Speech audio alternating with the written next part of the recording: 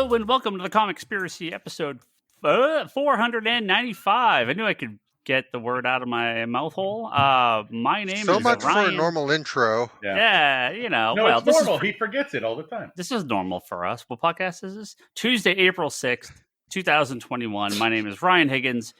Who's here this week? Brock Sager. Kevin and I jinxed it. And Charlie. Well, the problem, Kevin, is you said, "Oh, we could have a quick episode tonight," and then it was just all downhill after that. All right, gentlemen, for the next few weeks, we have a segment. We have a segment on this podcast, and that segment if I have to do more work, I'm out. The DC Round Robin segment. If I had a sound effect, I would play it right here. How about this one? The DC Round Robin segment. There we go. Okay. Sorry, Red Sox just won. Somebody should take that away from you. This is just what's on Zencaster. Okay, like I don't have the real sound effects on here anymore. I should load them up again. All right. For those that don't know, DC Comics is doing a series of round robin voting on their social media platforms about an upcoming comic book that you can vote on, and the winner will be made. So, clearly, I think there's enough interest in most of these titles. It's a lot of one-offs and miniseries, and these aren't like a new ongoing title. Oh, maybe they could be. I don't know. But at least for now, I believe the idea is that these are going to be like short miniseries or something. But they're giving the power to the fans. And the winning title will become a real comic from DC. So big creators at DC pitch these series, and we have the pitches. I just closed the tab. Excellent. I had the pitches. They're right here. Here we go. Prepared. I've got the pitches here.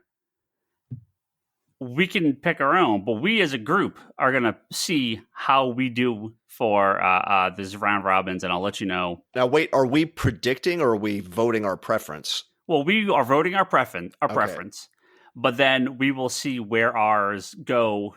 We already have some pretty clear winners. They end in 11 hours, so it ends tomorrow morning as of this recording. So, but most of these are pretty much decided. But at least we can come in here and we can give our preference, and I can tell you which ones I voted for because it's on my account, so it'll tell me which ones you vote for.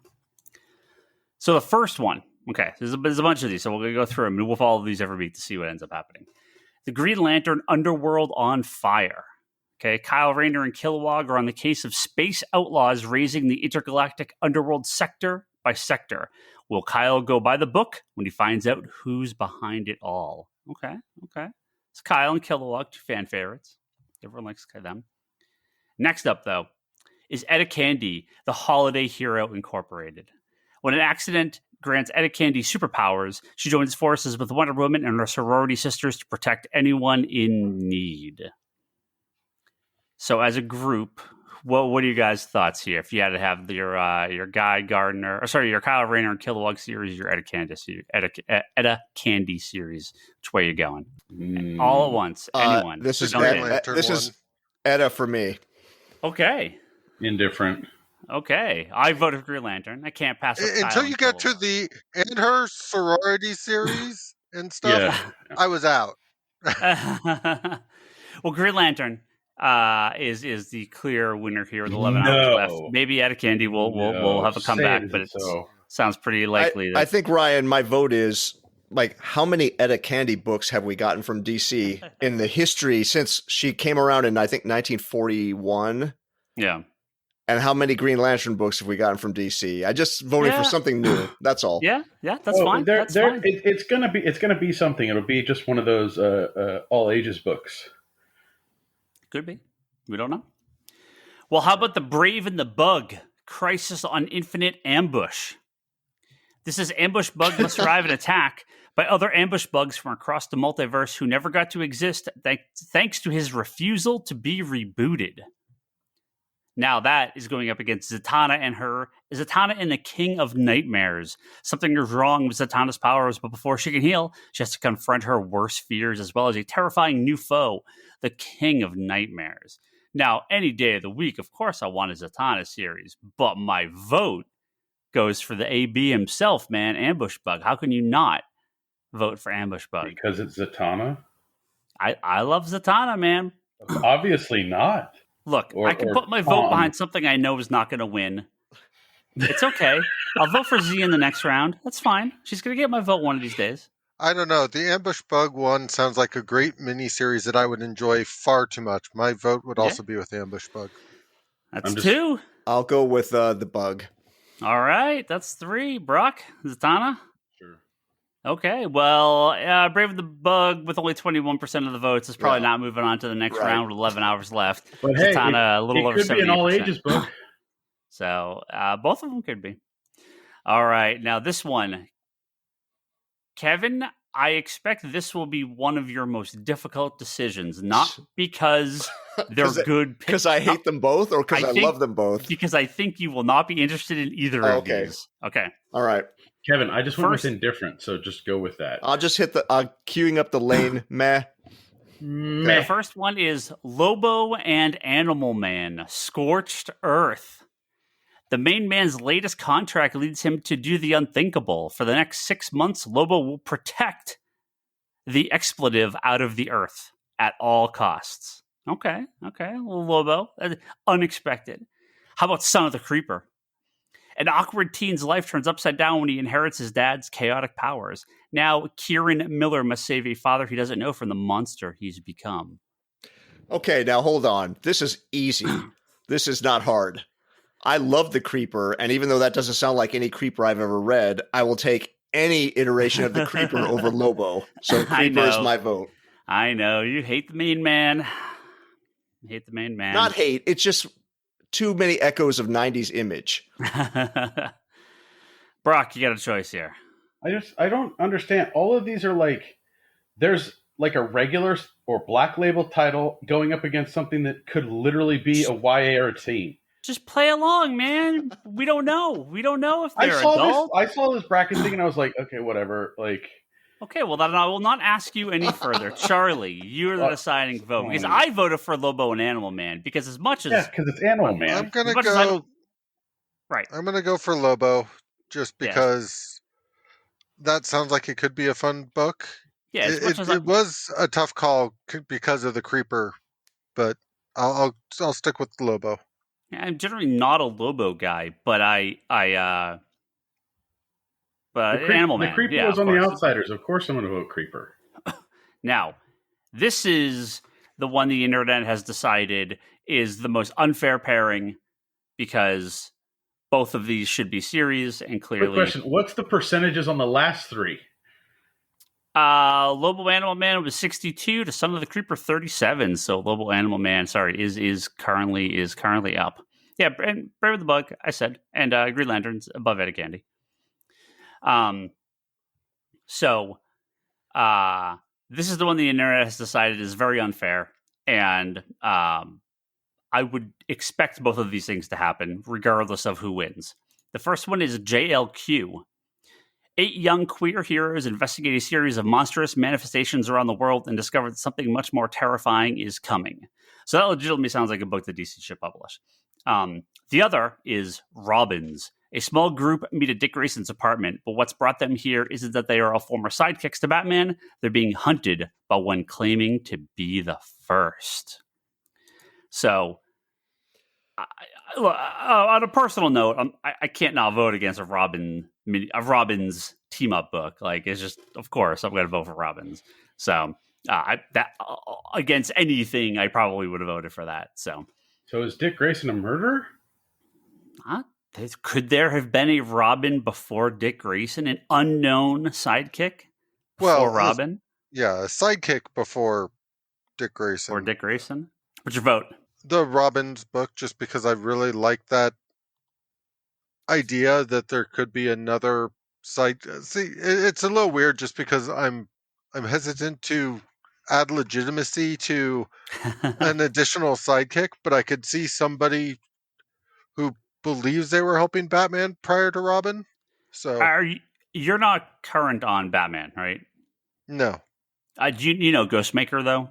The guy that's been around the last couple issues, the last Nope. half dozen issues. Well, a part of his backstory is that he worked with Bruce Wayne when they were like training, like prior to him becoming Batman, and so he's kind of got this new like not Robin partner. He's got a partner, not quite a sidekick, that he's been hanging out with recently. So I saw this kind of similar. Kevin, where are you going? This is harder this is easy because if you're voting what I would rather read, I would vote for the Robins, but I think they should publish both of them. Yeah, I think they will. I'm just not the audience.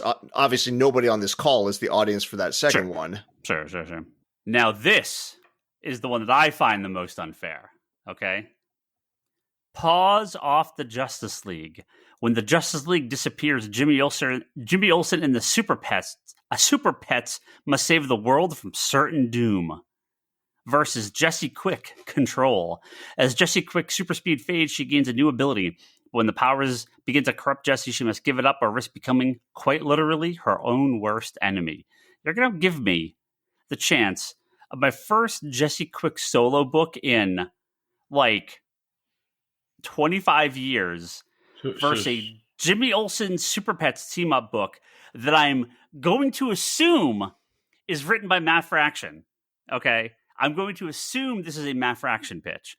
So that is the most unfair one for me. I, of course, voted for the Super Pets because it's the fucking Super Pets. I have to vote for the Super Pets.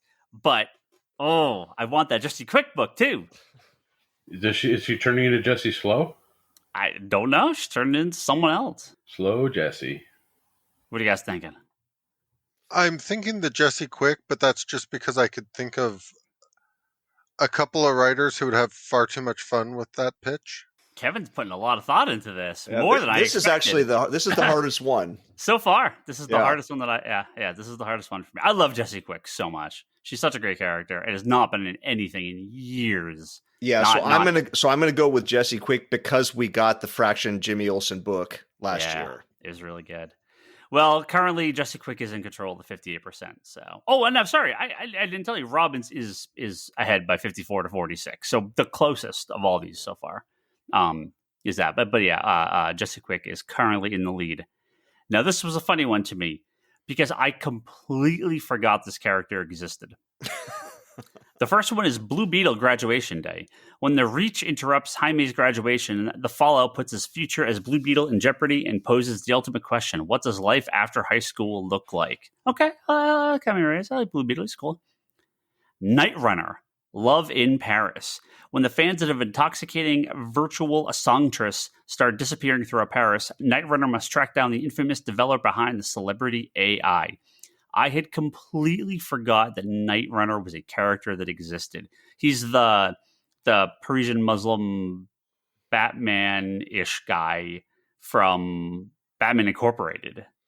Oh, right. That's right. I has this guy been in anything since? I mean, he's not been in a comic in 10 years, right? Has he popped up in anything since that original Batman Inc. and was like an annual he was in or something? I don't remember seeing that character.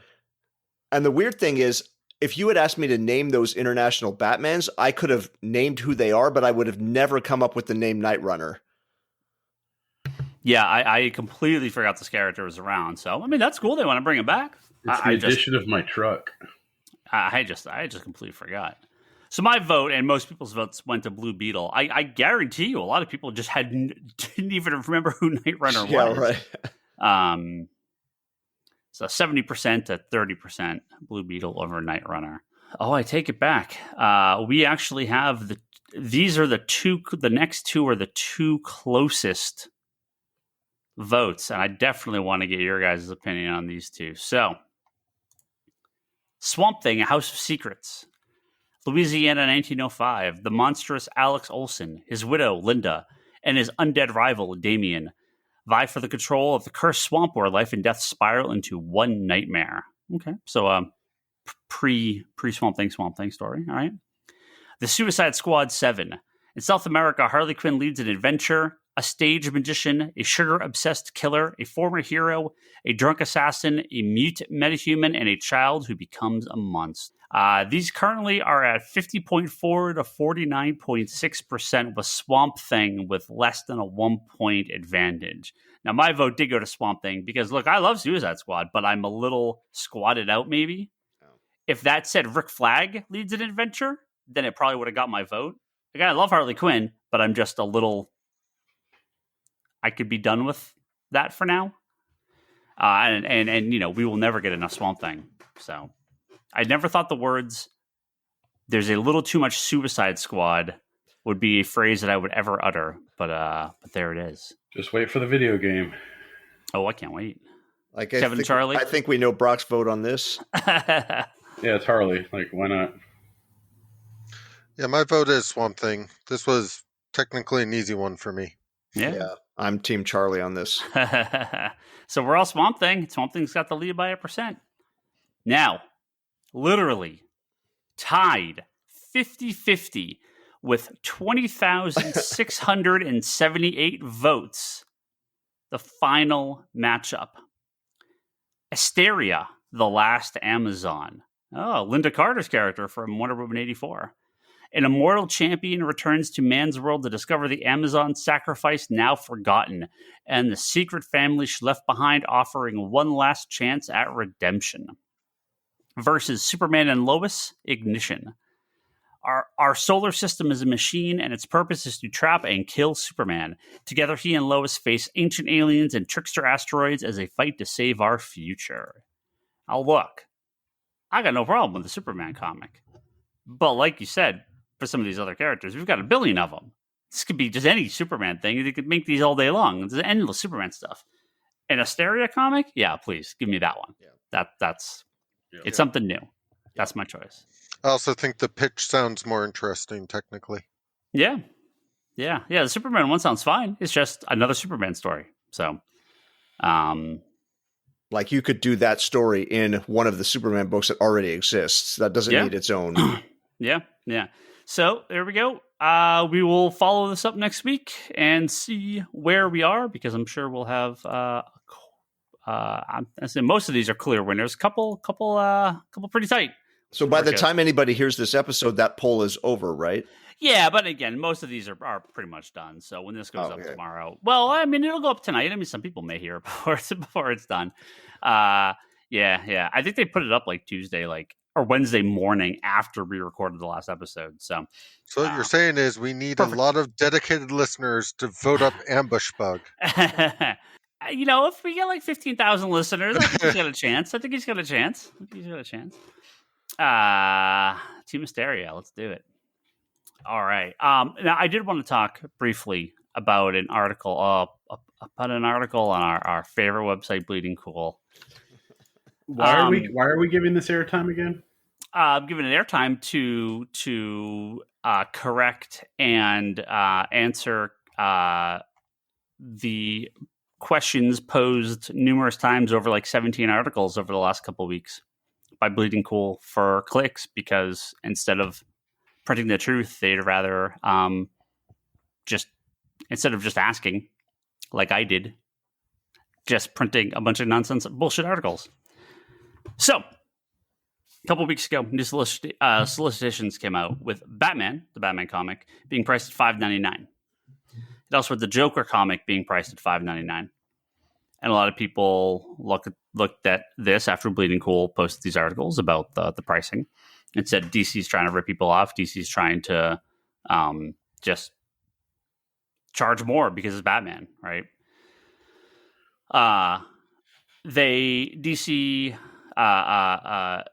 Bleeding Cool finally kind of relented on this whole thing after info came out last week that it was just a simple pricing mistake.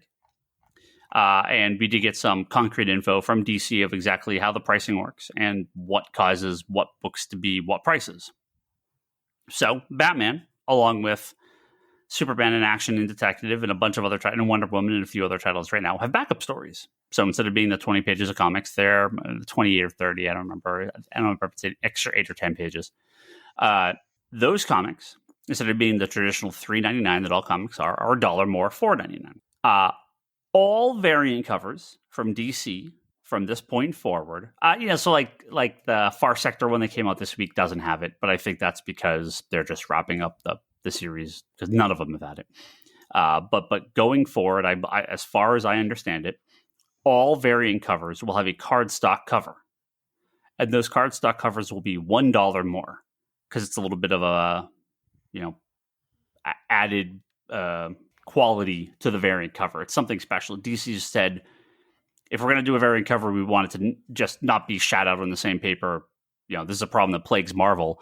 They have these amazing covers on some of the worst paper in the comic industry.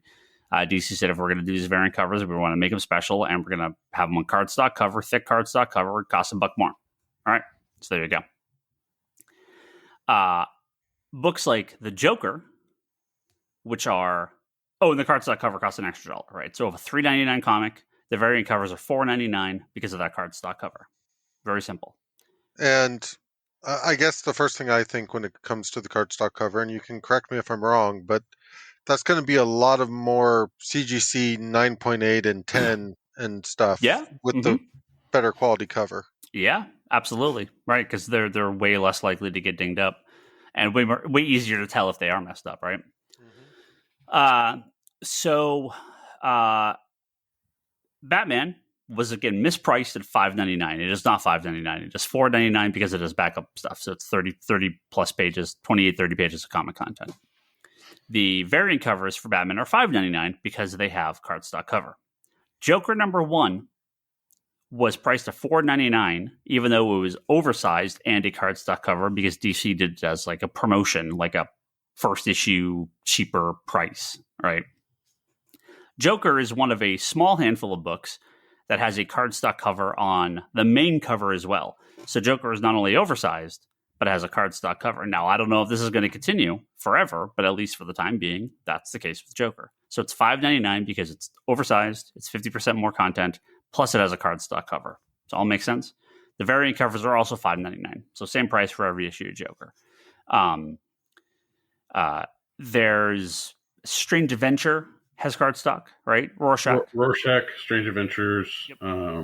All the Black Label stuff have had the cardstock cover, again, because they're a more prestige format book. Now, you might disagree with this. You may not like this. I'm not saying it's right or wrong for them to have the cardstock covers. I'm not saying it's right or wrong for them to have the cardstock covers on the variants. I'm just trying to explain why the pricing is the way it is. So this was not like, oh, we're going to goose the price of Batman for no reason. No, there is a reason. It's the original reason was it was a mistake. Right? Quick question. They put the wrong price on Batman. In the solicitation, right, was the regular cover $5.99 and the cardstock $5.99 for Batman? Yeah, I believe so. Yeah, it had a $5.99. I believe it had a $5.99 price tag on the comic cover. Both, but right? it was just a mistake. They just made a mistake. Maybe it was in the solicitation too, but it was a mistake. Yeah, but that's the thing is, if the solicitation said $5.99 for the regular and $5.99 for the cardstock, then we've known that that's not how it goes. So is it $5.99 and the cardstock's wrong, or is it the cardstock's right and the it's a simple? The main cover was wrong. The main cover was $4.99 for Batman. The variant cover was $5.99. So, and then you very run a simple piece of shit article blowing that shit out of proportion. 12 of them. Yeah, no, it was a very simple call to DC, or a very simple email to DC. It said, "Hey, what's the deal with this?" They're like, "Yep, it's a mistake." You could have just looked at it to know, hey, I need to ask one question. Yeah. Which of these is correct? Yeah. Yeah, it's of course it's super frustrating, but it caused. I got a couple people that asked, "Hey, what's up with this? Are they raising the price of Batman?" And I'm like, no. It was a misprint. Everything's fine. So look, comics are not cheap, right? $4.99 is. You go back a year or two. I'm pretty sure I said I thought last year they were going to go to $4.99 across the board for Marvel and possibly some of the indies. That didn't happen, and I kind of wonder if things had not happened with the pandemic, if it would have. There's a small part of me that thinks, we may be living in a $4.99 comic world. But that's not the case so far. But as expected, we're seeing more oversized, more special stuff, cardstock covers from DC, blah, blah, blah. So look, they don't do this because we want to just get more money. Anyone that buys comic supplies, you are in for an absolute rude awakening in the next couple months. Prices of paper and cardboard is going through the roof. If you buy BCW, we've gotten multiple price increases from them over a short amount of time. And they said that some of their product is back ordered for up to a year. Plastics and cardboard, shipping fees, gas is all going up. That means your comic book prices are also going up. There's a massive shortage in paper on the printing end, and I think more of it's on the cardboard side. But that's still, I think it still kicks down. It still affects the parts of the industry.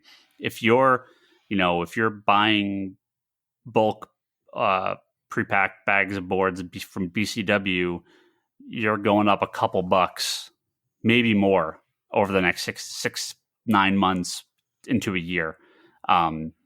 If you're trying to find plastics for top loaders, good luck. They're not there. Nobody has them. What is 2022 was when they said they might have them available? I was told their current back order is till April of 2022 for top loaders because of just so many back orders and so many. Well, it's I mean, the pandemic shot everything up with everybody selling like comic books, Pokemon cards, Magic, like everything. Like people were just like, I'm sitting at home, I'm window shopping, I need to buy something, boom.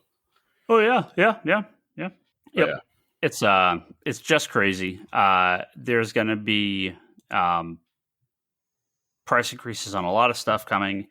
Now, comics have been selling very, very well. Everything, again, we don't have the traditional numbers, but I know Comic-Con's been doing some work, getting some numbers up. So I'm going to try to poke through in the next few weeks, and maybe we can do some kind of recap of sales charts. You know, not going to have quite the normal sales charts that we've had in the past, but at least we can do something. What do you think Penguin's going to release top numbers for Marvel? No. As far as I know, BookScan might. So BookScan is they release numbers based on I think 60 or 70% of the market for book sales, but those come from their point of sale systems that report to BookScan. Penguin Random House could release Marvel numbers. I don't know if they're going to. There's going to be some price increases on supplies. Hopefully they can hold them at $3.99 for a long time. The indies haven't jumped to $4.99. Marvel's doing a lot of specials, a lot of anniversaries, a lot of annuals, but again, we may get a couple more years out of this. So DC's new slogan is, we're going to hold the new line at $3.99. Hold the non-oversized, non-variants at $3.99. That is what they are doing. All right. Not a lot of comic news this week.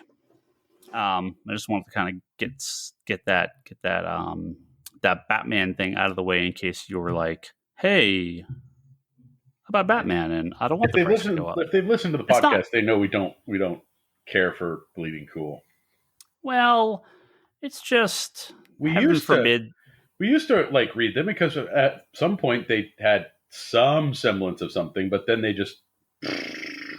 Someone sent me a message on Twitter. They were like, "Holy shit! I'm listening to all these old episodes. Did you guys quote from Bleeding Cool constantly?" And I'm like, "Yeah, it's gotten really. I mean, they've always been questionable on some stuff, but I feel in the last couple of years they've gotten incredibly mean-spirited, incredibly. Well, they went the Jude Terror route. Well, that's a big part of it. There's some really bad people working over there.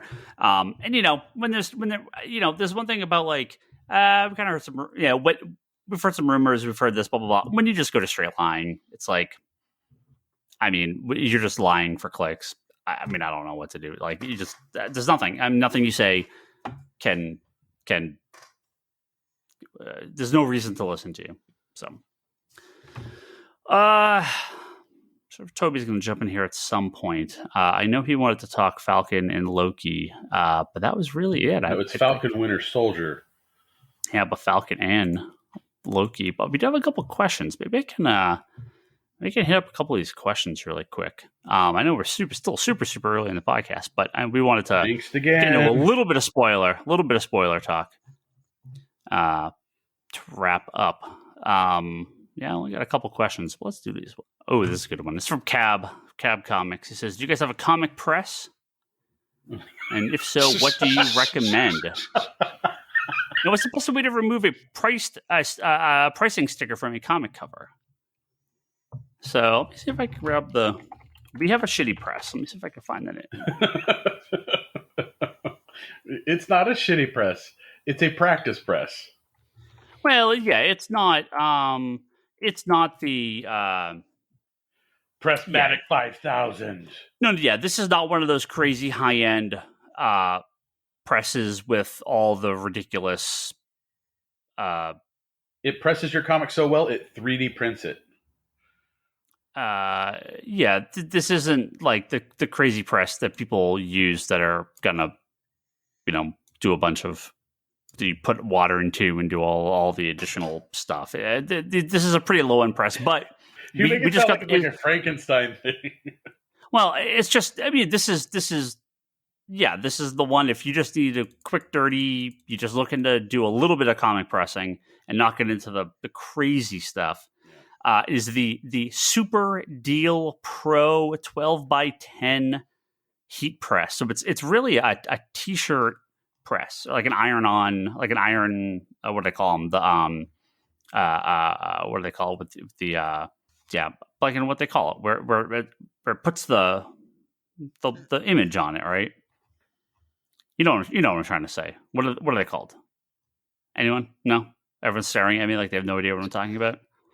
They do it at the flea market or at the just like the iron-on, the iron-on press, right? Yeah. It's the same. Yeah, I just don't know. This is a specific name for it. Yeah.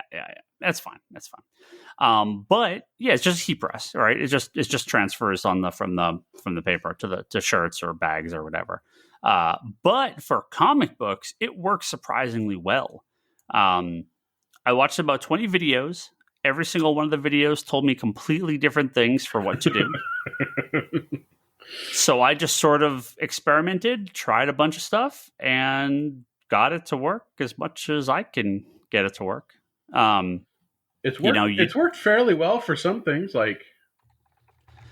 Yeah. So like, if it's a little wavy, older books you can just still let that thing sit for hours, and it'll just never do anything weird to the book. A current Marvel comic, you put the thing in for like 5 minutes. It's like hard. Yeah. No, it's like hard and like a board. Like is it like you've baked it? Yeah. It's pretty crazy. The ink is now baked into the paper, and it made it. It's just it's weird. So I recommend testing a few things and just seeing what you can do with wax paper. So Ryan, for listeners who may be kind of a little out of the loop on this, could you explain why would one need a press for comics? Sure. Other than, of course. I mean, obviously probably the go-to answer most people would think of is it's curled or it has a spine roll and I want to flatten it. Yep. But why would a store or an individual invest in a press? Well, to make the books look nicer, especially if you're going to send them out to CGC or try to sell them at the store or something, right? I mean, for us, we get damaged books all the time, and I'm just like, throw it in the press. It's not damaged anymore. I was able to straighten it. Like, look, if it's like a crease, you're not going to get that out with this thing. But if it's a little curly or a little wrinkled or a little warped, like, yeah, you can straighten all that stuff out. I've had, at this point, a couple incentive covers, high-end incentive covers, that I've been like, well, throw it in the press, see if we can fix this. Sure enough, comes out fine. With the older books, because it's like that pulpier paper, it can take the heat a lot longer. Newer stuff you have to be really careful with. Cardstock covers you have to be really careful with. But what we do is, so the press has like a plastic, kind of like a rubber top and bottom. So you're putting the comic in between, and so we go rubber bottom, the nonstick sheet, wax paper. the back of the comic, an oversized board slides in there to keep it nice and tight, just flat, right? Is the board going in the center of the book or in between the? Well, so I do 3. I do 3 under the front cover, under the back cover, and in the middle. So it keeps those just aligned properly, right? Yep. And then so 3 larger boards there in all 3 of those spots, and so it keeps the cover separate from the comic, because often the cover can be a little bit of a different material than the inside of the comic, especially for newer stuff. And then another wax paper on top. You don't want to like jam this thing so tight that you're going to like bust the spine off or bust the staples out or something like that. But you press it down, you tighten it up. Modern stuff, 130, 140 degrees, couple minutes on and off to see what it does. Older stuff, 160, 170 degrees. Leave the shit on for hours. leave it pressing. Leave the heat press on for fucking hours, and it doesn't do any. When we had space in the back, there was a table in the press, and it was just on. It just doesn't. It doesn't hurt the book at all, because it's just built to take these like hot. It's just that pulpier paper. There's no problem. I mean, Silver Age stuff. Like we got stuff like we got these X-Men books that look like they had been like curled and they were let out to the. You could tell they were stored where the elements were constantly in flux. I don't know if it was that. I think it was something that was just like leaning on top of these things for like 35 years. I mean, they were just like I would have not even thrown them in a dollar bin. I would have thrown them away. But after like a good solid week of a few hours here, a few hours there, press, keep it, for a lot of people, they do a little bit. They keep it on overnight, blah, blah, blah, and do shit.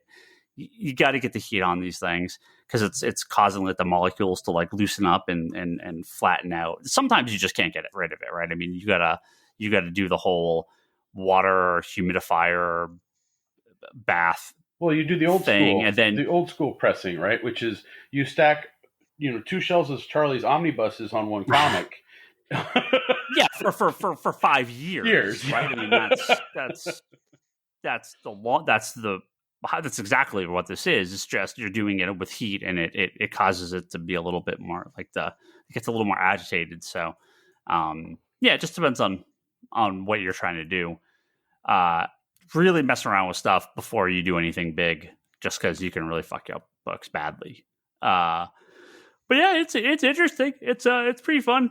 I'm not too scared about doing it anymore. The first few times I had no idea what was going to happen. I'm like checking it every couple of minutes, and then just like every 10 minutes, and like every half an hour. Now I'm like, oh, that's on for 4 hours. Oh well, that's fine. The book's fine. I think the best one was like you gotta clean them. You gotta clean the book, wipe it off so there's no dirt. Just give it get like one of those like puff with lotion Kleenexes. Just wipe the thing off. Take all that grime off. Take all that dirt off. Now, how do you remove that price sticker? I have no idea. I don't, because that was the other question. A press might. It might loosen up enough that you can kind of get it off, but it might just make it worse. Like the price tags on the actual books, I don't know if there's any real. You could try like a spritz of Goo Gone in the air and like wave a paper around just it. Dab just take some of that Goo Gone on a cotton ball and just tap it on top. But right? I'd be afraid of taking the paper off or taking the ink off the paper or something with that. So yeah, as far as like a price tag, I don't know, man. I don't think there's much you can do with that. I mean, whoever put a price tag on a comic, it's probably a bad comic anyway. So just dollar it. Well, all my old comics, that's how I used to get them for they were on like the discount bin, like a 25-cent sticker, just like right in the front. I mean, especially if you bought a lot of comics from like used bookstores or thrift shops or something like that back in the day, they always would just be like throwing price stickers on there. Yeah. And if you manage to get it after it hadn't been on there that long, it's really easy to get off and such. If it's been on there a while, though, like it depends how much you want to risk the book, because yes, if you use some heat to ease up the adhesive, but then you still have to figure out how to get the adhesive off, and you have to decide, is it worth potentially devaluing the book trying to increase the value of the book? Yeah. It's tough. You just gotta be very careful. We have another question? Question from Mark on Twitter. He says, any of you folks have any word on when Saga might come back? Kevin. Do I have word? Is that what you're asking? You got any insider knowledge? We got that bet, man. We have solicitations through June. No Saga halfway. I don't even remember now where it placed in the poll. I think it won. Suckers. So you think it is not coming back this year? I do not think it's this year. No. Okay. I'm going to put you on the spot. Will we see Saga again by that creative team ever as a monthly comic? You mean monthly for a story arc and then they take a break? I mean, I don't mean they putting out an 80-page special as a series wrap-up. Did we get 52 more single issues? Yes. Is it 52? Is that where it ended? It ended at 51. 51? Is it 51? Or 49 to go? No, something like that. 50. Did it end at 50? It went, hold on. Well, anyway, good radio. Yeah. So, always. Ryan, what do you think? Yes. Yeah. I think we will get those single issues. Published, printed single issues. 54, according to Brock. 4, yep. So 54 published single issues. I think so. Just not this year. I don't think it's now. As of next month's, or actually this month's previews, which will be for the stuff in July, it'll have been on hiatus since 2018. Yeah. So 3 years. Yeah. And I feel like that's enough time, because if you're talking 18 issues, let's say they have 18 in the can. Oh man. Maybe they want to be at the halfway point. Maybe they want 25 in the can before they even hit pause, or hit on pause. That's tough. This is a long way around answering that guy's question. Yeah. Definitely no time soon. Yeah, I was just going to say, I kind of feel like we've all experienced the series that have never come back, but we've also experienced the series that have been on a hiatus longer than that and then finished. From Joshua, he says, with the Invincible show, it seems the comics are enjoying a nice spike in sales. Do you see this happens often with other comic movies, or is it less than the public would? No, it happens pretty regularly. A book like Invincible, Walking Dead, Scott Pilgrim, I'm trying to think what else. Watchmen. V for Vendetta a little bit. V for Vendetta, yeah, V a little bit, because there's one book. Yeah, From Hell. What's that? There was From Hell. Yeah, From Hell. Yeah. Those sales increased around the time of the release of those books. Things like Infinity War, Civil War, because they're named after the comics, cause spikes in those. Obviously, Hawkeye, WandaVision, Falcon Winter Soldier have caused massive sales spikes in those related books, to the point that they're all out of print until April. So 2 of the 3 shows are going to be over by the time they all come back in print. So that's frustrating. But yeah, no, it's pretty regularly. It happens less. Whoa, train time. It happens less when it's like Avengers or Batman, because there isn't one thing to link people to. There isn't Watchmen, which is a very easy thing to get. So, yeah, Invincible, we've definitely... I mean, our sales on Invincible were horrible for years. We had most of them in stock for the trades, but, we'd sell them every now and again. But we sold quite a few recently. Definitely good people to check it out. My Invincible thing came from Monday. I was working, packing up stuff to ship out, and I was packing up an Invincible Compendium Volume 3. And somebody called and said, "Do you have Invincible Compendiums?" I'm like, I can check. We got Volume 2. Oh, I was looking for Volume 3. I'm like, was like, well, got him. Packing it up. Got them all coming. Got them all coming. He also says hashtag release of the Leanne cut of Guardians of the Galaxy 2. Maybe we should. Look, I'll see what James Gunn thinks about that. All the jokes cut out of Guardians of the Galaxy 2. Let's do it. Cut about half an hour out of the movie. Totally better film. Totally better. Finally, from Romnom on Twitter, do you guys think we'll see a Wally West Flash in the DC movies? Wally is by far my favorite Flash, and I really hate not seeing him in any of the DC on-screen universes. I'll love to see him as Flash or Kid Flash, but I feel like it'll never happen. I mean, there's the Flash and there's the Wally and Flash, the TV show, but that's the New 52 Walter West, the not technically the same character. I mean, right now I'd worry about getting Barry done. I almost feel like we're seeing Wally. He's just being called Barry. Yeah, or Bart. Yeah, some like a Wally Bart hybrid. Yeah, played by Ezra Miller and being called Barry. I just don't know what they're.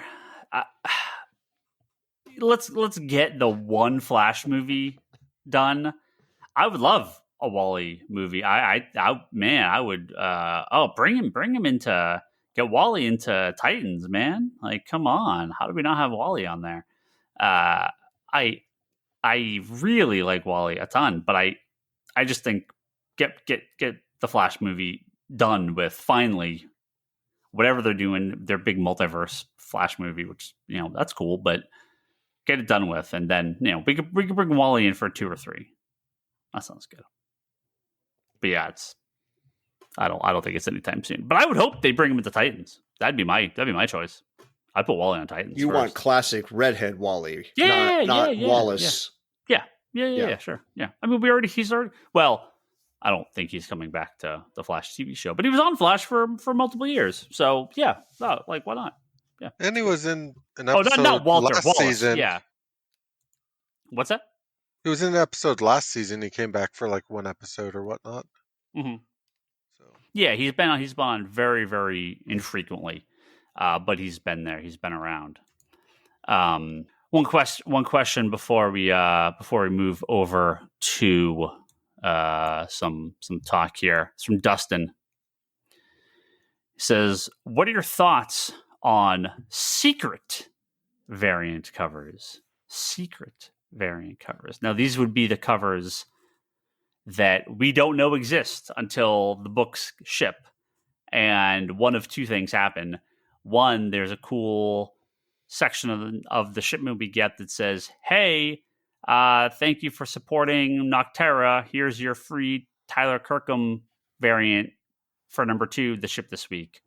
Or, hey, here's your cool Spawn 316 black and white Todd McFarlane sketch edition. Here's 10 copies. Thank you for supporting Spawn that he's been doing this past year.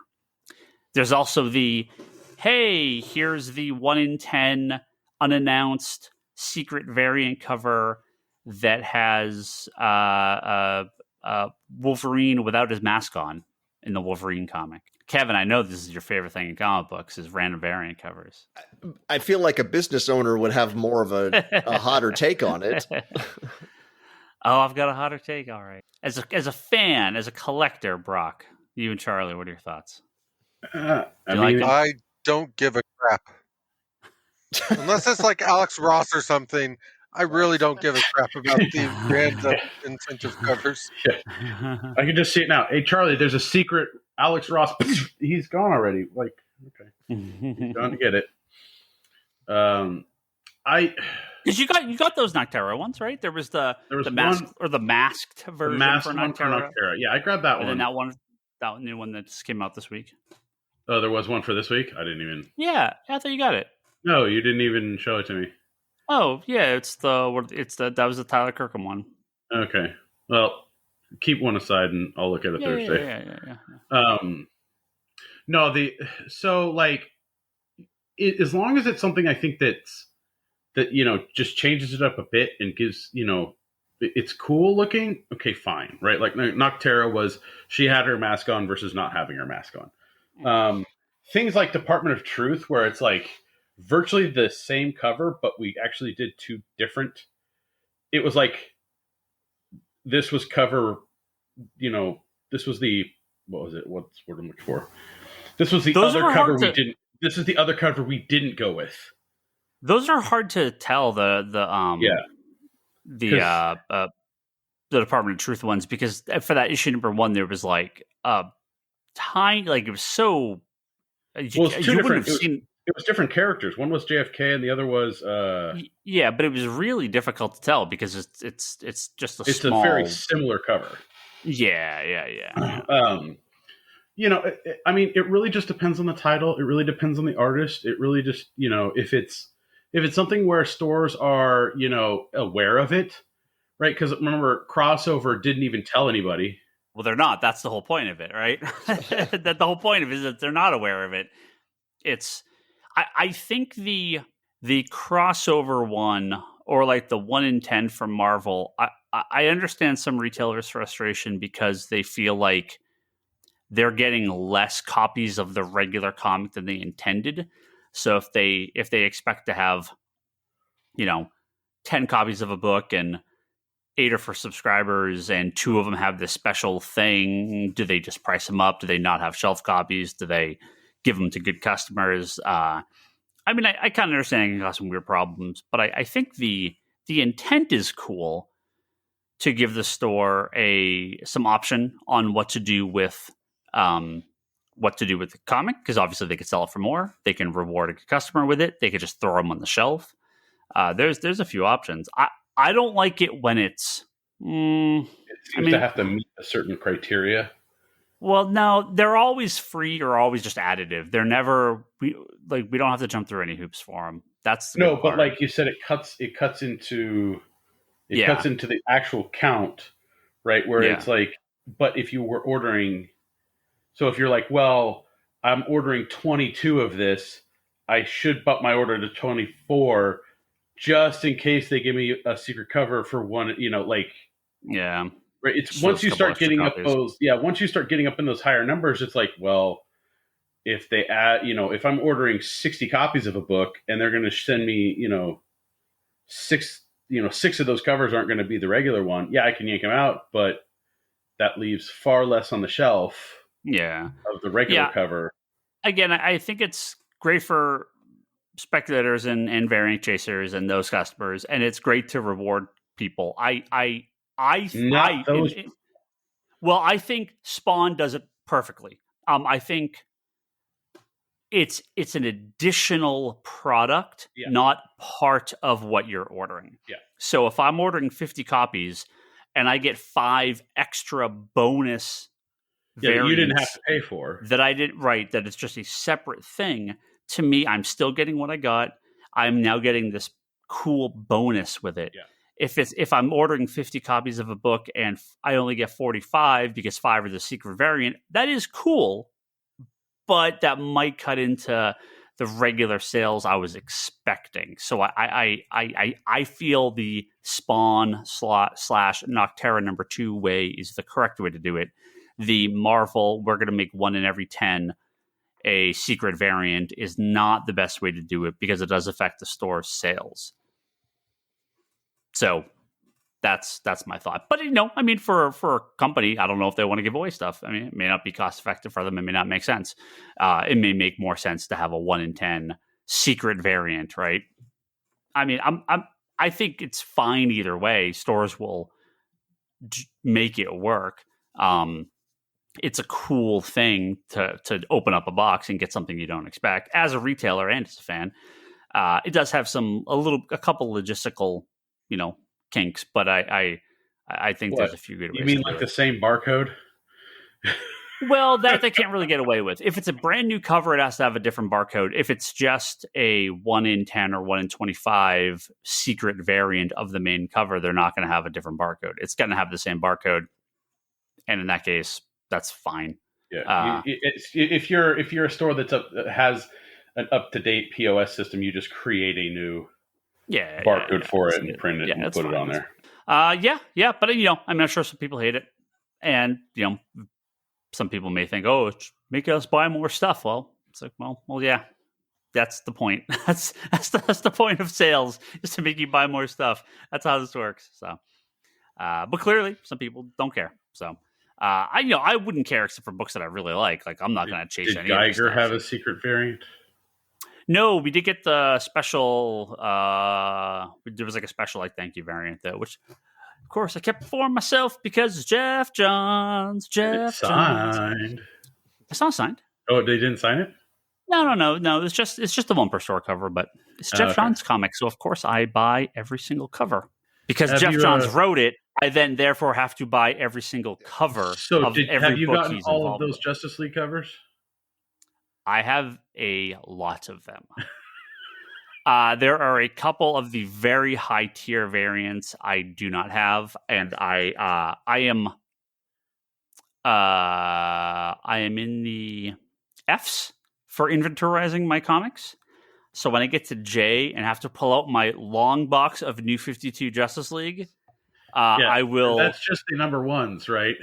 Yeah. I will figure out which issues I am missing. Now, look, I'm not going to chase every store exclusive cover and blah, blah, blah, blah, blah. That's impossible. I mean, I'm sure there's not as many as there it's not would be. impossible. You just have to do an algorithm that'll do it and put enough money in an account that it can, do it day one.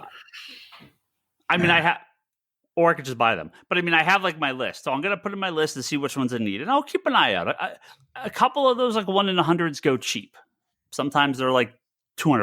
And I'm like, I'm not paying $200. I'm not paying $100. I got most of these for 50% off cover price. So I'm not paying anything for them. Like, because I'm crazy, but I'm not that crazy. It's one of the perks of being behind the counter. Hey, Ryan, I'm still waiting on my signed Jeff Johns comics from that auction last spring. Oh, are you? Yeah, those bastards like made all these promises and like they wrote me this nice note and then just. No, we'll see what we can do. Sure. We Falcon. Talk about Falcon, Winter Soldier, and Loki. Do you guys watch that Loki trailer? Did not. Yep. Okay. Honestly, Kevin, nothing. There's not really anything to spoil, I would think. You watched it? Yeah. It's isn't it like 2 months away or 1 month away? I know. Just was like, okay, yeah, it's Loki, and he's talking to the Time Variance Authority, and he's Loki. The end. Like the trailer, there's nothing to really talk about with the trailer. We saw it. If anyone has stuff to say, go for it. I don't think there's much to say. It's Loki. I think this trailer gave a little bit more of an idea of what the show is about versus the previous trailers. Previous trailers were just kind of this chaotic mix of just what. Was there a trailer for Loki before? Yeah, they had the one that like showed different scenes and stuff like that, and like it had the vote for Loki and like all this. It was a short one. Maybe there's like a teaser or something. Yeah. It was like a teaser. I don't remember like a regular trailer for Loki. But like from what we saw, but I feel like it communicated roughly around the same thing. Like we at least talked a little bit about the Time Bureau and like that kind of stuff as part of that trailer. But yeah, I as the show is titled Loki, the strength of both the trailers and stuff that they've shown is just Tom Hiddleston being Loki. Yeah, I don't think. I mean, I'm sure there's 4-hour videos examining every frame by frame, and YouTube people that have shock open mouths with their hands over their face. Can you believe what happens at second 34 of this Loki trailer? But it's just Loki being Loki. Did you find a hidden Mephisto in the trailer or not? Oh yeah, no, yeah. Okay, good. Good. Definitely Mephisto. Yeah. Yep, know the stork in the background. Yeah. This if the stork make a comeback, Charlie? Is the stork in Loki? They should roll that stork in every MCU show on Disney Plus from now on. I just want to go straight into Falcon Winter Soldier here. Just want to go straight into Falcon Winter Soldier here, because of a very specific thing. for everyone that was going on and on and on about WandaVision, oh, we're going to introduce the mutants. Falcon and Winter Soldier comes the closest. So again, we're going to go full spoilers here. All right. For the third episode. Dude, fucking Madripoor's in this episode. To go to Madripoor. That is the most X-Men-ish thing that has happened in any MCU thing, as far as I know. Right? I mean, Madripoor is like the wasn't it part of Iron Man lore too? I mean, a lot of people have been there, but it's from New Mutants. It's from Wolverine. That's where Madripoor is. That's where he's Patch. I think it's introduced in New Mutants first, if I'm not mistaken. But yeah, Madripoor is like not a deep cut. Madripoor is like a legit location in the X-Men books, way more than any other character or team. I like Toby. Just in time, you just started talking Falcon and Winter Soldier. Excellent. Madripoor and Toby. Yeah. Of all those people that were freaking out that they were going to introduce the X-Men in Falcon in WandaVision, we got more X-Men, more the possibility of X-Men in this one episode than every other MCU thing combined. I love how you're making that big a deal about Madripoor. Yeah, but is that what we're going to talk about? Really? Oh, well, you can talk about anything you want. Don't get me wrong. I completely agree that it's a huge backdrop to Wolverine's history and that kind of stuff. Yeah. But it's been weaved into the Marvel universe in a lot of different books over time. I'll tell you, it's just a long play. They're going to tease you till they're ready.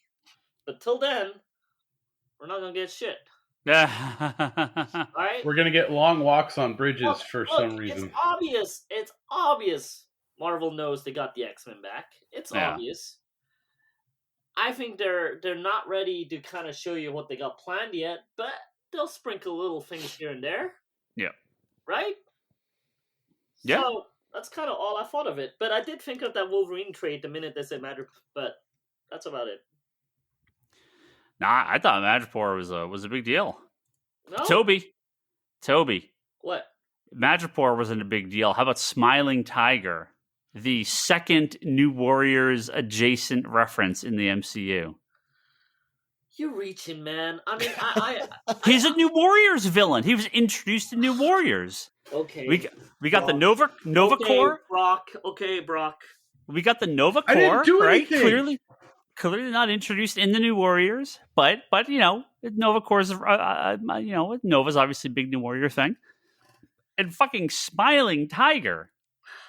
He's a New Warriors villain. He's part of the what are they called? I'll give it to you because when he started on the DM Kids and the Young Avengers, it's like, dude, you're reaching. But at this point, I'm like, no, I think you're probably right, and they're totally doing that, right? I'll give you that one. But come on, man, like. I'm not saying the New Warriors they're doing anything with them. I'm saying this is the second New Warriors related thing in the MCU. I love it. Well, they're doing the long play on that one too. They're just going to hot tease you. The very long play. Until they're ready. And at that point, you're going to have a reboot.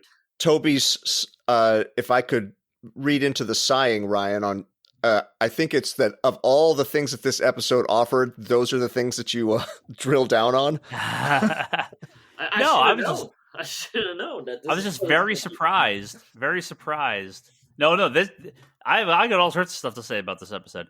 I was very surprised. Call me when Silhouette shows up and Night Thrasher and Ray shows up in Nick and Luke Cage. Oh, they might. Then we're talking. But look, odds are they were like, give us the name of 10 characters in the MCU database that we will never use in anything. What I think is going on pick one. Is you have a friend over in the Marvel Universe, Cinematic Universe offices somewhere where they're like, we just need a name.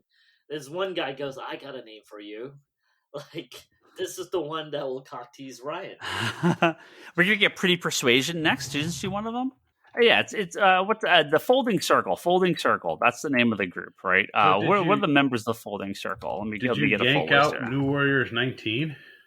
That's the first appearance. Yeah, it's going for a couple bucks on eBay now. Yeah. It is.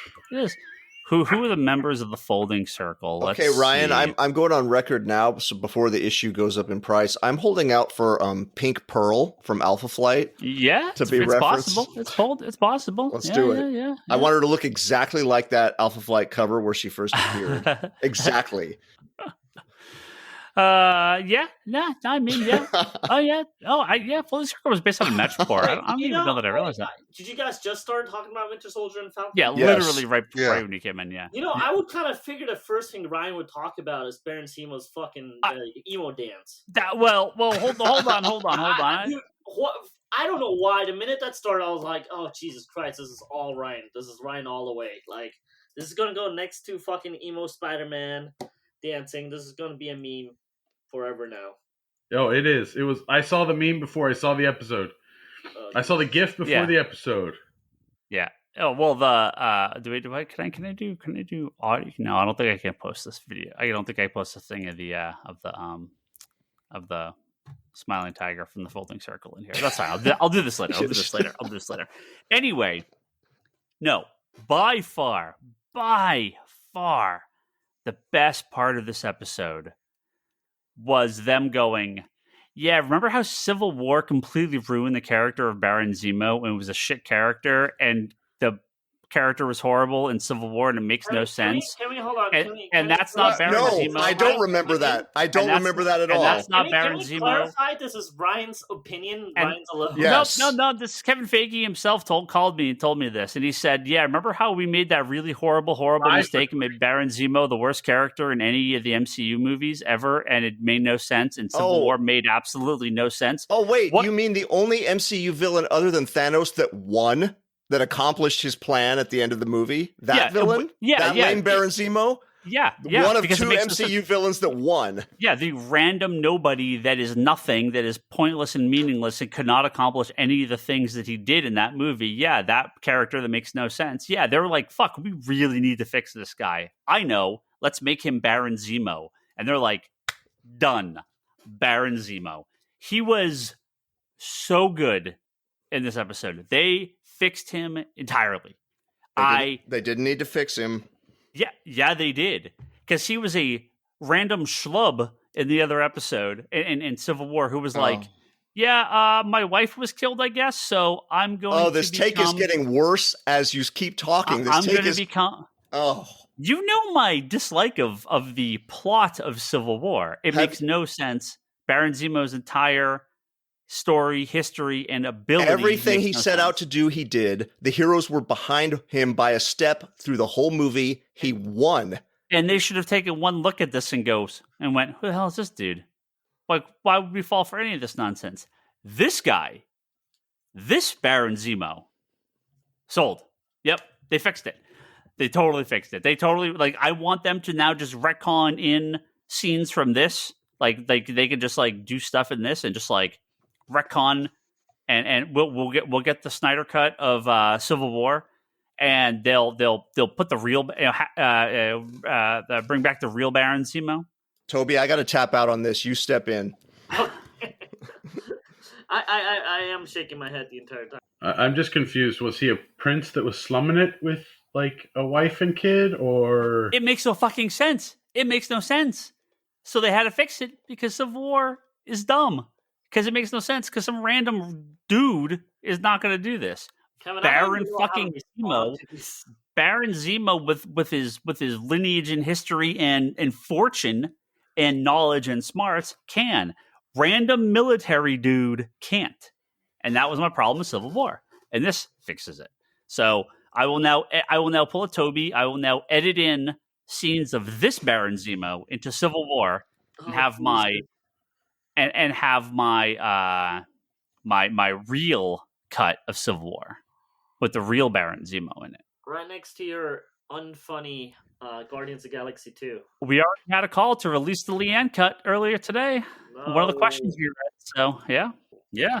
Anyway, Charlie, what do you think of the episode? I'm just It's our picturing own a Civil world we're War. going to live in where Ryan's going to have like recut all the movies, and we're just going to be like, okay, Ryan, go do your own podcast. You're Ryan's just muted. gonna have I his already am own doing my version own of every podcast. You guys movie. get the hell out of here. Uh, Charlie, what was your take on episode 3? episode 3 was good. Like, I still like everything that they've done after episode 1. Like, I think the show is building well, and the chemistry between all the characters have kind of been a highlight. I kind of thought Sharon could have been used a little bit more, but I don't think we're done with her at all. no, I don't think we are either. I'm just there's always like that weird kind of, how do I put this exactly?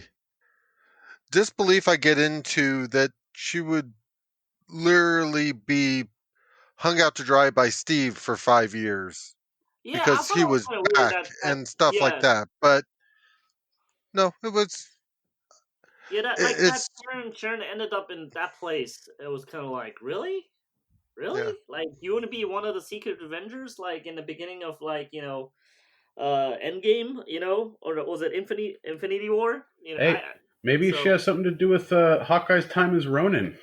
You're Brocken again. I'm just saying. As long as there's no stork. You just killed it, Brock. You handily just killed the podcast right there. Like silence. Nobody knew how to respond. That's my goal. That's what I do. Apparently. Hey, quick question though. The scene where they're walking on the bridge, why? It's not historic. Why are they on the bridge? Yeah, like why? What bridge? Which one? Hold on, I'm trying to Going into Madripoor. Like, is the only way to go into Madripoor to walk across the bridge and get picked up by a car? Like, yeah, okay, like I'll buy that. You know, the Madripoor scenes, I don't know what you guys thought. It did feel a little Pinocchio Pleasure Island to me. It just felt a little like too over the top. Like, here's the island where all the bad guys are. Well, spoiler, you But just that's spoiled what the live action becomes, Pinocchio movie that Disney's going to do. Yeah, Charlie, I have literally never read a comic with Madripoor in it. Literally. I went back to double check this, and so I had to research it after the episode. No, it's entirely supposed to be the island that's literally run by the underworld and like that kind of stuff. So they handled it perfectly. Yeah, But DC has I one. understand. I understand what you mean, but this is exactly what it is in the comics in a lot of ways. Have you never read a Wolverine comic or an X-Men comic? Like Madripoor is like in tons of this shit. Well, I mean, there may have been a reference to it. I'm just saying I don't think I've read one where there's a scene set there. I find that hard to believe. Well, it may be.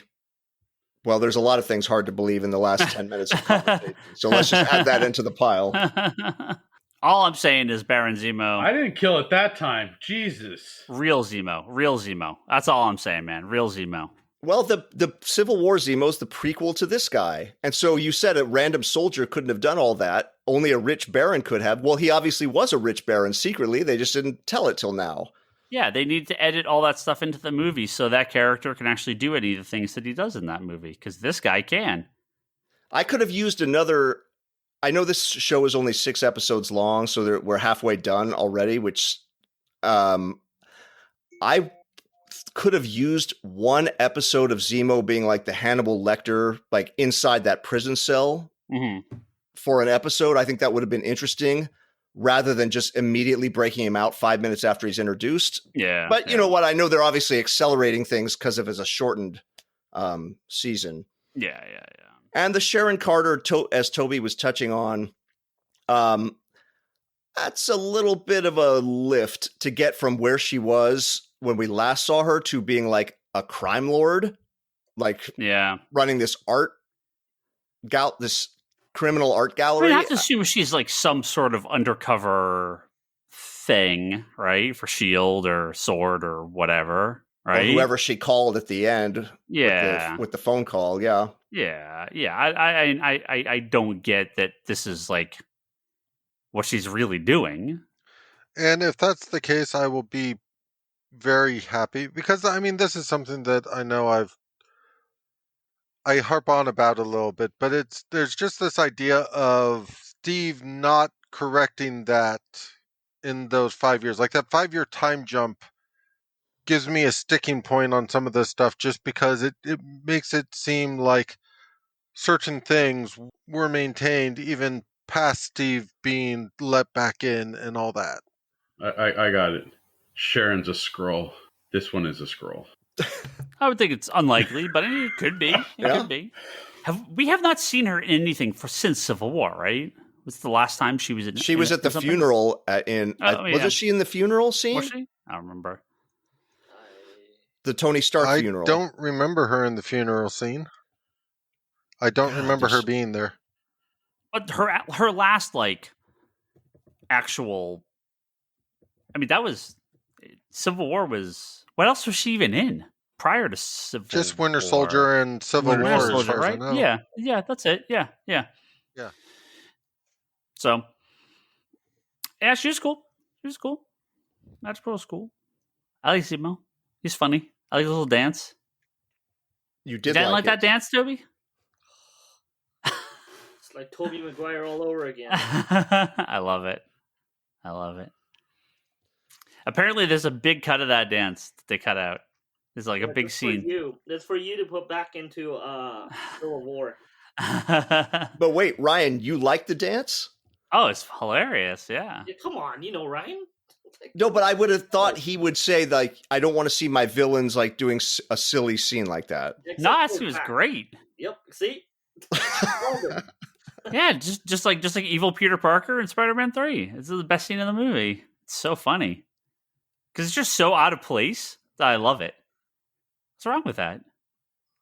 I've long since given up on making sense of Ryan's opinions. This is Baron Zemo. He's a fucking cocky smartass, right? He's a fucking millionaire, billionaire, rich. He's got infinite resources. He's smarter than anyone else in the room, right? That's Baron Zemo, and I like this take on him. I don't mind that he's definitely quirkier than he is in the comics, but I think it fits. I think it fits just fine. Is there something from the comics that I just don't know about? Why was that random scene where he puts on that mask and then takes it right off? Does that give him some power? I just don't remember this. No, I mean, in the comics, going off the top of my head here, Charlie, maybe you can fill in if you have a better knowledge. He's the modern Zemo is Helmet Zemo, correct? Is that the lineage, or is that the father? Is that the one that fought Captain, like the original one? Because there's multiple Zemos, right? It's a family. It's passed down. I can't remember which one's which. I'm terrible at it, but he sort of implies in that scene that this is a family thing, right? That those cars are part of his his I forget what he says, but he's like, oh, this is all my family stuff.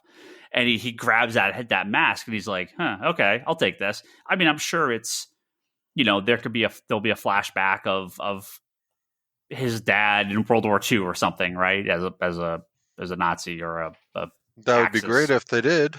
No, yeah. I was meaning, why did he put it on in that scene where he comes out and shoots at those guys and then he immediately takes it off? Just fan service? Yeah. Okay. Yeah. Absolutely. Right. I didn't know if that gave him some power or something like that. No. Badass. Okay, non-badass. Breaking news, I just watched the Tony Stark funeral scene on mute. So did I. So I was thinking of Maria Hill. I knew there was somebody standing off by herself in the very back, but it's Sharon Carter's not in it. Yeah, I don't think she appeared in anything since. But a couple left. Falcon Winter Soldier, yeah, I think most of us agree that it started off a little on the slow side, but the last 2 episodes have been good. And Mephisto is the power broker, right? Of course. Okay. So that's I saw a lot of people like, oh, Sharon Carter's the power broker. It's like, the power broker is just a power broker. I don't need it to be someone that's been there. The power broker is just, so in the original comics, it's like a company, but there's a dude called Power Broker later, in the modern comics.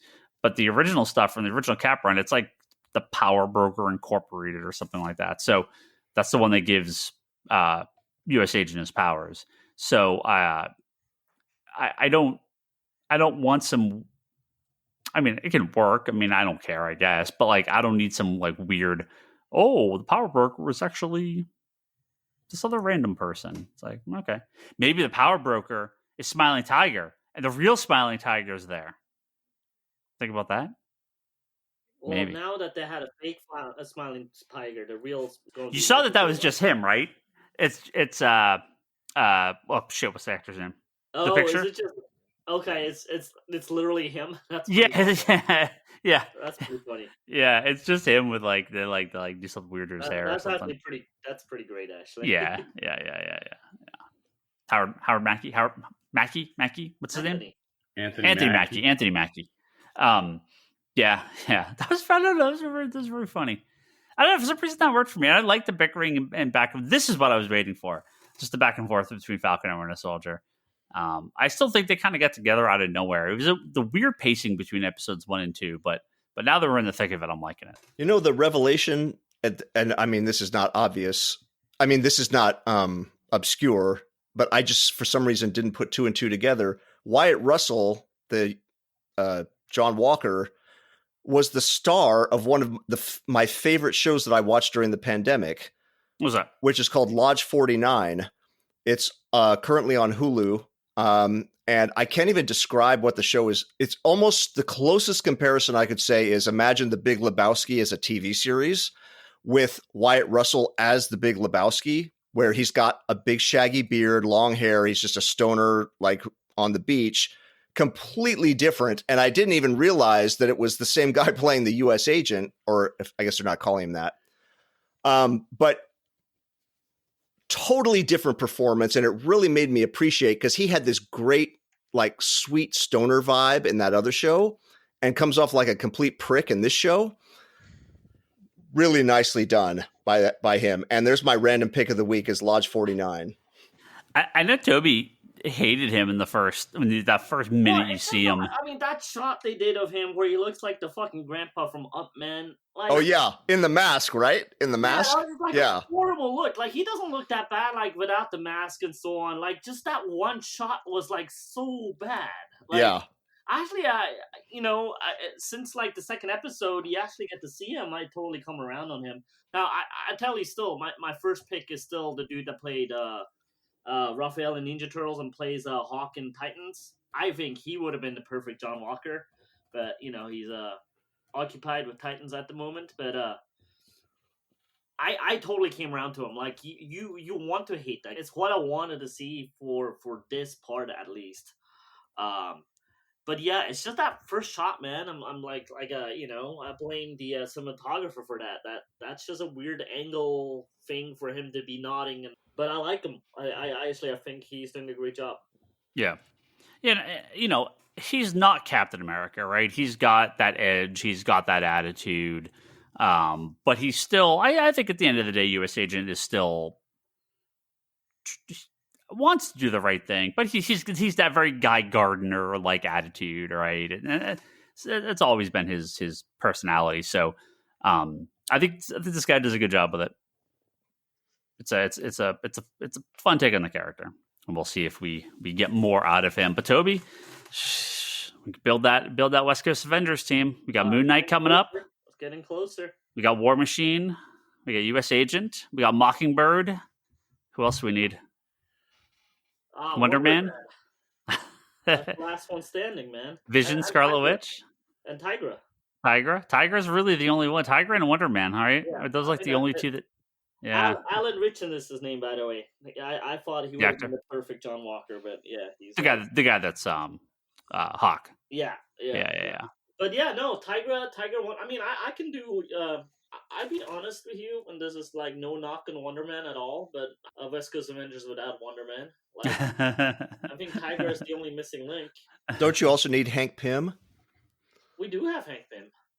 Hey, you can throw in Ant-Man. That's fine. You could throw in. Michael. You want Michael Douglas on the West Coast Avengers? He could be their weird scientist guy that stays behind. I'm cool with that. Yeah, like the chief. Yeah. Just throw in. That was his face. Yeah. Yeah, I may have to. I may have to do. I'll never pass a more Paul Rudd. All right. That might be it. Toby, we did very briefly talk about Loki. If you got any thoughts on the Loki trailer, we just did not much to say really. It's Loki. That's cool. I'm super excited, but like nothing jumped out at me as like, oh, this was such a big moment. Brilliant trailer. Yeah. I love the fact that he calls him out. He stabbed literally like so many people in the back, and he goes, "Oh, I'll never do it again." Oh, God, this is awesome. This is everything you've ever said. Please sign here. Yeah. No, I actually look Scarlet Vision. I mean, look, obviously I didn't know what's going on, but I had an idea what. Same for this show. I'll be honest, on Loki, I have absolutely no idea what to expect. Like I'll echo Kevin here because I don't know if I know anything about those time people. They're from So Walt Simonson's Thor, is that where they first show up? I have that book. I just haven't read it yet. Is that I think that's either where they first show up or that's where they're first used in a bigger story arc. Something. Oh, interesting. So it's actually Thor related. Let me do a little. Thor 372. And that's Walt Simonson. I do have that book, so I mean, I probably get to read that. I'll be honest, I think about it. So I think they come back in some FF issues too, if I'm not mistaken. Some of the Walt Simonson Fantastic Four run, but they're definitely not used often in anything. Well, it's funny because we're going into recent. some obscure stuff at this point. I mean, if you would have asked me 10 years ago if Battlestar is ever going to be in a live action, and now we got, not only Battlestar, but a bunch of other obscure people being mentioned. Yeah, it's Yeah, I think they're definitely grabbing random people just to, there's so many random characters. We've gone long ways from Hasselhoff, David Fury. I'll just tell you that much. You guys are going to get your Thunderbolts TV show. I would love it. Ryan, I have to correct myself. I have read a Madripoor comic because I'm just looking at Wikipedia. Mm-hmm. So it says first appeared in New Mutants number 32. I wasn't reading New Mutants that far into the run. I kind of read the first couple years. The Wolverine solo series, the one drawn by John Buscema in the late 80s, I didn't read that series. So I have read it. It was in Hawkeye, in the Fraction Hawkeye. Bro. Oh, Ryan's favorite Hawkeye run. Did you not read any of that, like just the ongoing Wolverine comic? Nope, I read the Frank Miller mini. Oh, the first 50, 60 issues are really good. That was in that era where I was kind of like, man, I loved Wolverine as part of the team, and the more Wolverine, it was like, oh, not so cool anymore. I didn't know back then what I was even saying, obviously. I thought you were going to say that was the era I discovered girls and, comics were just not that important anymore. Well, Toby, there's that too. But can you believe it? Wolverine's in 2 comic books this month. Overexposed. Yep, exactly. Man, Wolverine has his own series now? Okay. This guy, he won't last. But then it looks like beyond that, it says Uncanny X-Force and X-Men Blue as where it's appeared more recently. Yeah, I mean, Madripoor shows up in all sorts of stuff. So, it's not like it's a small thing. That's why I'm not trying to dismiss what you guys are saying, but this legitimately is a big X-Men thing. So it's a tease. We'll get more of them. Yeah, I'm not saying they're introducing the X-Men in here, but this is more of an X-Men thing than anything we've seen to date. Yeah, I mean, obviously Scarlet Witch and Quicksilver are mutants previously, but they're not here. So that's all I'm saying. So you're saying this is going to have Hugh Jackman in the background somewhere? Yeah, maybe. So this is officially a backdoor pilot for the X-Men, right? There you go, official. Yep. Okay, official. Yep. Did any of you Professor watch? X is going to walk out in the last episode and be like, I'd like you to meet my new team of warriors. Did any of you get caught up with Invincible? No, I still need to watch it. They're just a week now, right? Yeah. Charlie? I was just saying, no, I haven't gotten a chance to. It's on my list, but not yet. Oh, you're saying it was more than one episode. Yeah, I watched episode 4, and I was like, yeah, I can stockpile these. Yeah, they're shorter, Like, right? 20 minutes? no. Oh, no, you said they're hour. They're You said hour long. So it's like, Yeah, that's surprising. but being able to watch like 2 in a row or like absorb 3 within like 2 days, like it was a better experience than like, okay, I'm sitting here for 1. Okay, now I gotta wait. So I'll probably end up stockpiling them for a couple episodes and then burning through. No, I mean that's usually better to do it that way. I'll probably just wait till it's over and go through and watch a bunch of them. Yeah, I'm excited though. I never got too far in the comics, so okay. Naruto level. No, I don't think it's gonna go quite that far. I was just asking whatever it is. No. I mean, I'd be surprised if it does. All right. Thank you all very much for listening to this wonderful, wonderful episode. Toby, thank you for coming in, talking some Falcon and Winter Soldier. Well, we're going to wrap up. I meet in the Agnes. Agnes? Yeah. Agnes? Agatha. Agatha? Agatha Harkness? Agatha Harkness?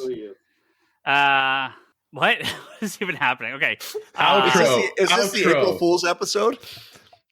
Yeah, that was last week. Your Joe favorite Duff, holiday. thank you very much for your continued support, as well as Jesse Peterson at the Comic Book Matters podcast, Jimmy Rivera at the Social Forum podcast, Andrew Nelson Mendez at Recovery of an Anime Junkie podcast, Craig Anderson over at Clear Path Coaches. Thank you guys all very much for your continued support. Patreon.com/comicconspiracy.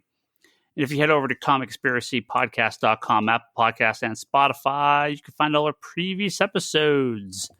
Of course, if you go to comicsconspiracy.biz, you can purchase some comic books from us to get mail ordered directly to you. Or you can pick up at the store. Why? My dogs bark when I'm wrapping up the episode every week. It's the weirdest thing. I don't know. Because they're trying to get their opinion in on Civil War and how they like Baron Zemo in it. No, they're demanding a random pick. Oh! Yes. Back, dogs. baby. It's back, baby. Conspiratobrock.com. That's Brock's blog, video pulls, and unboxing videos. You can go check out his stuff over there. Charlie's at Wanderers in the Fourth Dimension. He does that podcast about Doctor Who. You can go listen. What do you say? Once a month now, since you're on break? Yeah, once a month. Primarily covering like some of the Big Finish audio adventures. Check out Kevin's weekly interview series Between the Panels over at fanbasepress.com. Kevin, I don't want to put you on the spot while you're adjusting your microphone, but what have you give us some recent interviews you talked to recently? Oh Jesus, Ryan! I've just been transcribing so many. But this month we have coming up in April is Wes Craig, the artist of Deadly Class, co-creator of Deadly Class, nice. Which is returning to comic stores at the end of April, I think. Yeah, new issues are going to come back out after a big hiatus. It got in before Saga. Yep. And check out leannehill.com. That is my wife Leanne's website with all her artwork on there. You can find some over at etsy.com/shop/LeanneHillArt. If you are on Twitter, you can follow all of us. Ryan Higgins, Ryan, that is myself. Brock is Best Basement, BES Basement. Toby is Toby XI. Charlie's Insanity in Chaos. Kevin is that Kevin Sharp, and the store is Comics Con Store. Check out Geekbox. We talked about a little GVK yesterday. Little Godzilla v Kong. Some other video game stuff. Some Monster Hunter. And our good friends over at Manga Nation. Wait, on that show, do you guys refer to it in that shorthand? No, not at all. Monhunt is a legitimate thing. People call Monster No, but I mean, Hunter when you guys are talking about it, do you say like, so what'd you guys think of GVK? GVK? Yeah, no. Jeez. Are you going to actually play Monster Hunter, Ryan? What, Monhunt? Monhunt? Yeah. Is it Monhunt Rise right now? If whatever any of their names are, if Justin and Adam can convince me to play with them, they said they'd carry me for a little while, so we'll see. Also, check out Manga Nations, our good friends that talk about manga and anime. You go listen to their podcast as well. Okay, that's it. Thank you, everyone. Goodbye.